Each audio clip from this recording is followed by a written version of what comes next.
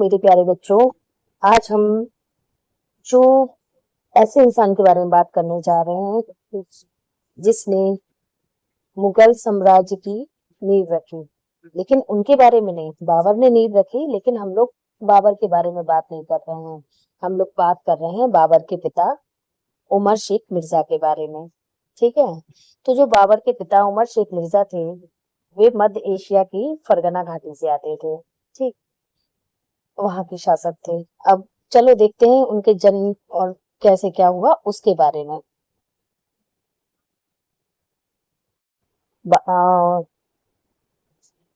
उमर शेख मिर्जा का जन्म 1456 ईस्वी में समरकंद फरगना उज्बेकिस्तान जो है आज का, वहां हुआ था।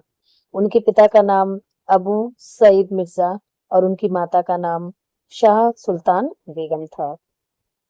उमर शेख मिर्जा का स्वभाव बहुत ही वो बहुत बहादुर थे, तेज बुद्धि वाले थे, अच्छे व्यवहार वाले थे। बट उन्हें कबूतरों का बड़ा शौक था, कबूतर पाला करते थे वो। उमर शेख मिर्जा को उनके पिता अबू सईद मिर्जा की मृत्यु के बाद फरगना की जागीर मिली। उस समय तैमूरी साम्राज्य बिखराव की स्थिति में था और स्थानीय शासक स्वतंत्र रूप से शासन कर रहे थे। उन्होंने फरगना में तैमूरी परंपरा के अंतर्गत शासन किया और साम्राज्य की सांस्कृतिक धरोहर को बनाए रखा। ये मिल गया था ना। उनकी प्रमुख पत्नी कुतलुग निगार खातम चगताई खातने की राजकुमारी थी। उनके पुत्र जहीरुद्दीन मोहम्मद बाबर ने 1526 ईस्वी में पानीपत की पहली लड़ाई के बाद भारत में मुगल साम्राज्य की स्थापना की। इस प्रकार शेख उमर शेख मिर्जा तैमूर वंश से मुगल वंश के संक्रमण की कड़ी थे। मतलब वो एक कनेक्टिंग चेन का काम कर रहे थे, जो भी मुगल साम्राज्य था, क्योंकि वो बाबर के फादर थे। उमर शेख मिर्जा फरगना घाटी के शासक थे और तैमूर वंश से ताल्लुक रखते थे। उमर शेख मिर्जा तैमूर के पड़पोते थे। वे फरगना के तैमूरिद गवर्नर अबू सईद मिर्जा के सबसे बड़े पुत्र थे, जो कि मैंने पहले भी बताया, बट वो सबसे बड़े ही पुत्र थे। तैमूरिद परंपरा के अनुसार उन्हें अपने पिता की मृत्यु के बाद फरगना की रियासत विरासत में मिली। शेख मिर्जा का जो शासन काल था वो 1469 से लेके 1494 था। लेकिन जो उनका शासन काल था वो संघर्षों से भरा था। वे एक साहसी शासक थे और उन्हें लगातार अपने भाइयों और पड़ोसियों के साथ जो वहां की जमीनी विवाद का सामना करना पड़ रहा था, क्योंकि उनके भाई पड़ोसी कोई भी उनका साथ नहीं दे रहे थे। क्योंकि वहां पे ये था कि सबको लगता था कि मुझे भी राजा बनना चाहिए। जो वहां का तैमूरी परंपरा थी कि सब अपने आप को राजा समझते थे, तो वहां पे इस तरह की लड़ाइयां आम बात थी। वे हमेशा अपने साम्राज्य जो क्या कर रहे थे, उमर शेख मिर्जा थे, तो वो उन सबके साथ जो भी वहां पे जमीनी विवाद थे उन सबके सुलझाते हुए और अपने जो भी साम्राज्य था उसको बढ़ाने की कोशिश कर रहे थे, अपनी स्थिति को मजबूत करने की कोशिश कर रहे थे। लेकिन क्योंकि पहले जमाने में ये एक युद्ध वगैरह बड़ी ही कॉमन बातें थी कि युद्ध में ही लगे रहते थे, उनकी जो लाइफ थी ज्यादातर युद्ध में ही निकल रही थी। उनकी कई पत्नियां थी। एज यू नो कि पुराने जमाने में राजा महाराजा बहुत सारी शादियां करते थे, तो उनकी भी बहुत सारी बीवियां थी, जिसमें से जो मेन थी वो थी तुगलक निगार खातम, बाबर की माँ, जो अभी हम थोड़ी देर पहले उनके बारे में बात की है। वो कहाँ से रिलेट करती थी? जो मंगोल शासक चंगेज खान की वंशज थी। और उमर शेख मिर्जा ने ही बाबर को सांप्रदायिक शिक्षा, सैन्य शिक्षा, तो भाई सब कुछ बाबर को उनके पिता ने ही सिखाया था। सब तरह की शिक्षा, लड़ाई करना, तलवारबाजी करना, ये सारी चीजें बाबर को उनके पिता ने ही सिखाई थी। सारी जो प्रारंभिक शिक्षा उनके पिता के द्वारा ही हुई थी। अब भाई उनकी मृत्यु के बारे में भी बात करते हैं।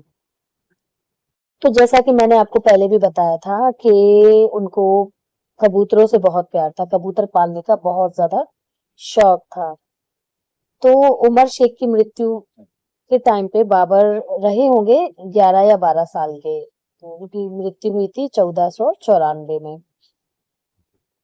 हम्म अपन अच्छा, उनकी मृत्यु की बात करने से पहले हम एक बहुत इम्पोर्टेंट बात जानते हैं कि जो बाबर थे, मतलब जो उनके फादर भी, वो बारलास जनजाति को से ताल्लुक रखते थे। वो वहां से आते थे, क्योंकि जहां से वो आते थे वो घाटी में एक उनकी छोटी छोटी वहां पे रियासतें होती थी, तो वो उस वहां की बारलास जनजाति से आते थे। ठीक है। फिर मैंने बताया है कि इनकी कई सारी पत्नियां थी। कई सारी पत्नियां थी तो कई सारे बच्चे थे, है ना।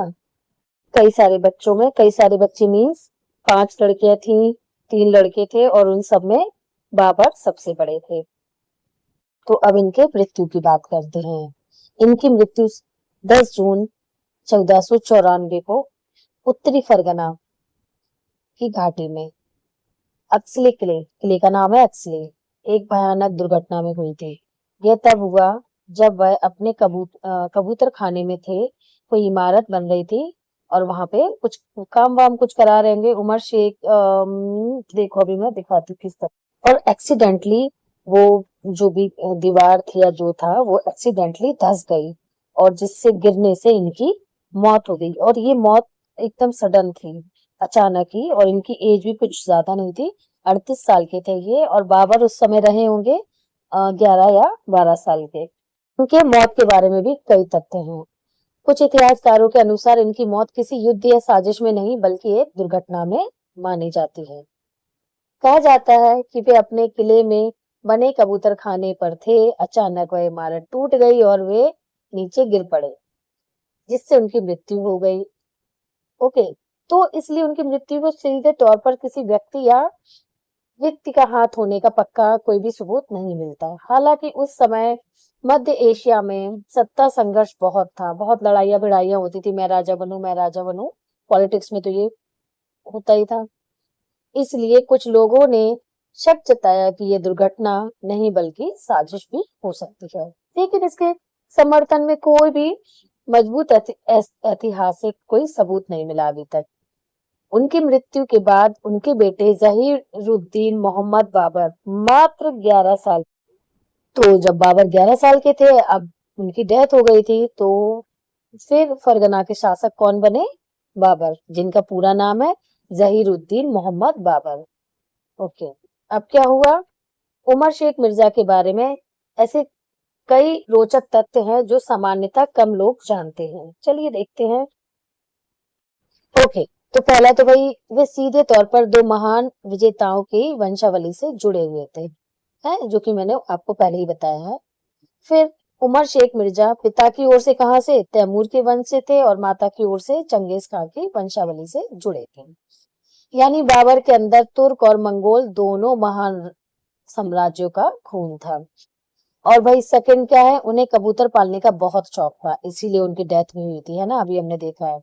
इतिहासकारों ने लिखा है कि उमर शेख को कबूतरों से बेहद लगाव था। वे अपने महल में ऊंचे कबूतर खाने बनवाते थे और घंटों वहीं टाइम बिताते थे। अब विडंबना ये है, क्या विडंबना है कि उनकी मृत्यु भी, हाँ भाई ये देखो भाई, ये उनकी मृत्यु भी उसी कबूतर खाने से के गिरने से मानी जाती है, जहां उन्हें इतना टाइम स्पेंड करना पसंद था, जहां वो इतना टाइम बिताते थे, और मरे भी वो वहीं गिरने से, बिल्डिंग के धंसने थे, है। उनका स्वभाव बहुत अलग था, बहुत ही अच्छा था। बाबर ने अपनी किताब बाबरनामा में, पहले तो बाबर को देखें। बाबरनामा में क्या लिखा है कि उनके पिता छोटे कद के, मजबूत शरीर वाले और बेहद बहादुर थे। अब देखते हैं उन्हें। ये देखिए, तो बाबरनामा में बाबर ने यही डिस्क्रिप्शन दिया है ना, इस तरह के बाबर के पिता थे। अब और वो बहुत ही मिलनसार थे, आम लोगों से भी आसानी से बात कर लेते थे, है ना। एक राजा होके आम लोगों से बात करना बड़ी बात है। वे हमेशा युद्ध से घिरे रहते थे, क्योंकि अभी मैंने बताया कि वहां संघर्ष और लड़ाई भिड़ाई चलती रहती थी। हर किसी को लगता था मैं इसको मार के मैं राजा बन जाऊं, ऐसा था। बिखराव की ओर जा रहा था तैमूर वंश। उनका राज्य फरगना छोटा था, लेकिन चारों ओर दुश्मन थे, है ना। छोटा सा राज्य था, फिर भी दुश्मन पीछे पड़े हुए थे कि भाई हमें लेना है, हम राज्य करेंगे। अपने ही रिश्तेदारों से उन्हें लगातार लड़ाइयां लड़नी पड़ती थी। पहले ऐसा बहुत होता था पुराने जमाने में। ओके, मध्य एशिया में उस समय तैमूरी राजकुमार आपस में ही सत्ता के लिए लड़े जा रहे थे। अभी मैंने यही बात बताई। फिर बाबर बहुत छोटी सी उम्र में राजा बन गए। ऑब्वियसली जब 38 साल की एज में बाबर के फादर की डेथ हो गई तो उस टाइम बाबर 11 साल के थे, तो बहुत ही छोटी उम्र में वो राजा बन गए। उमर शेख की अचानक मृत्यु के समय बाबर सिर्फ कितने साल के थे? 11। इतनी कम उम्र में उसे सिंहासन संभालना पड़ा। अगर उमर शेख, है ना, अगर ऐसा कुछ होता, अगर उमर शेख कुछ और साल जीवित रहते तो शायद बाबर का जीवन और इतिहास दोनों अलग होते। उनकी मौत आज भी रहस्य मानी जाती है। आधिकारिक रूप से इसे दुर्घटना कहा जाता है, लेकिन कुछ इतिहासकार मानते हैं कि यह राजनीतिक साजिश भी हो सकती है, क्योंकि उस समय तैमूरी राजकुमारों में सत्ता के लिए बहुत एकदम संघर्ष चरम पर था। मरने मारने को तैयार रहते थे। उनका फरगना राज्य आज के उज्बेकिस्तान, किर्गिजिस्तान और तजाकिस्तान के आसपास के क्षेत्र में माना जाता है। देखो अभी मैं कुछ पिक्चर्स दिखा, अब ये सारी देखो उज्बेकिस्तान, कजाकिस्तान और किर्गिस्तान की ये सारी पिक्चर्स है जहाँ के वो लोग थे। काफी अच्छी जगह से आए थे, देखो तो वहां की कितनी सुंदर सुंदर डिजाइन्स। ओके, अब दिलचस्प बात यह है कि मुगल साम्राज्य की नींव उनके बेटे बाबर ने भारत में रखी, लेकिन जो उनके फादर थे उमर शेख, वो कभी भी खुद से कभी भी भारत नहीं आए थे, क्योंकि भाई भारत आने से पहले ही कुछ ऐसा कोई प्लान नहीं था। जब बाबर 11 साल के थे तभी उनकी डेथ हो गई थी, तो सवाल ही पैदा नहीं होता ना भारत आने का।